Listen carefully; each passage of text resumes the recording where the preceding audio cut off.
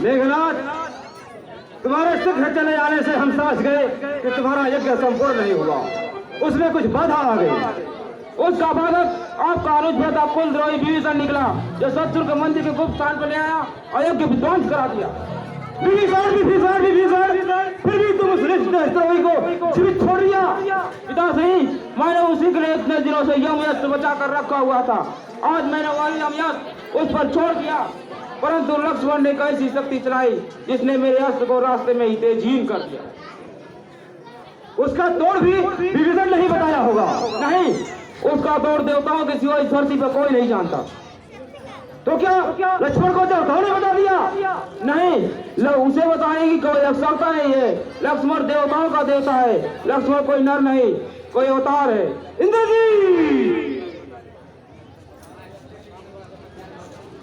इंद्रजीत, यह भाषा तुम बोल रहे हो या लक्ष्मण ने तुम पर कोई संभावना अस्त्र चलाकर तुम्हारी मति को भ्रमित कर दिया, या लक्ष्मण के बाणों से पीड़ित होकर तुम युद्ध से भाग आए हो? पिताश्री,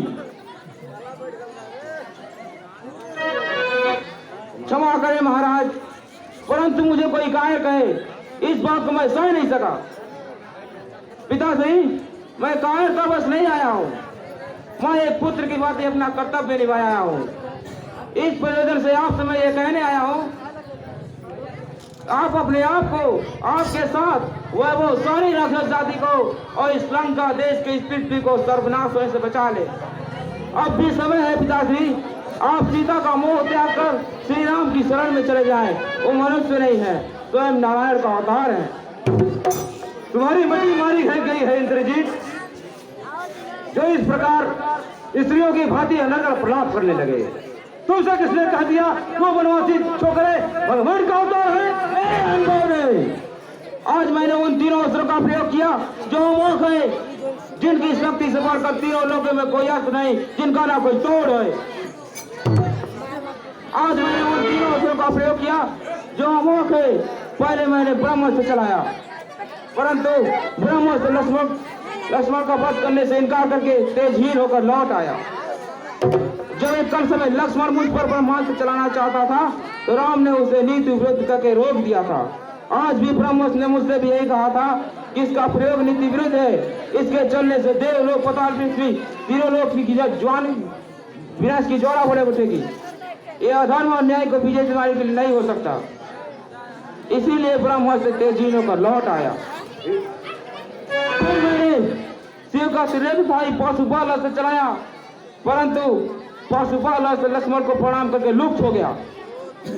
फिर मैंने नारायण का अमोघ चक्र, जो त्रिलोकी की अंतिम शक्ति है, उसे चलाया, परंतु नारायण चक्र लक्ष्मण की प्रति चढ़ा करके लौट आया।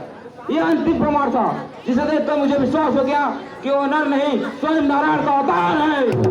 और तुम अपने पिता को यह प्रवचन सुनाने आगे कि हे पिता, जो तूने अपनी तीनों लोगों में विजय का डंका बजाकर अखंड यश प्राप्त किया है, उसे धूल में मिलाकर दो वनवासी भिखारियों के चरणों में जाकर बैठ जाओ।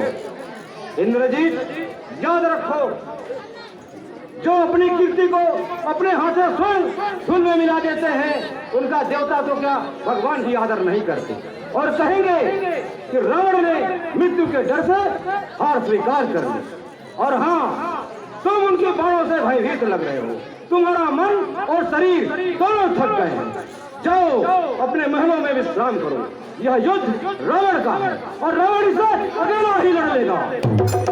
रावण का मान शुरू हो चुका है मेघनाथ। ऐसे अपयश और अपमान का मार्ग, नया मार्ग मत सिखाओ। क्षमा करें पिताजी, परंतु मैं आपके अपमान के लिए नहीं, केवल आपके कल्याण की ही बात करने आया था। जहां तक मेरा संबंध है, मैंने युद्ध शुरू कर दिया है। अब यहाँ से भागकर भगवान के शरण में जाने से केवल अब यश ही मिलता है। इसलिए मैं एक वीर की भांति भगवान के हाथों मरने जाऊंगा। जो पुत्र अपने पिता से विमुख होकर शत्रुओं में अकेला छोड़कर मुक्त होने जाता है, उसका देवता तो क्या भगवान भी आदर नहीं करते।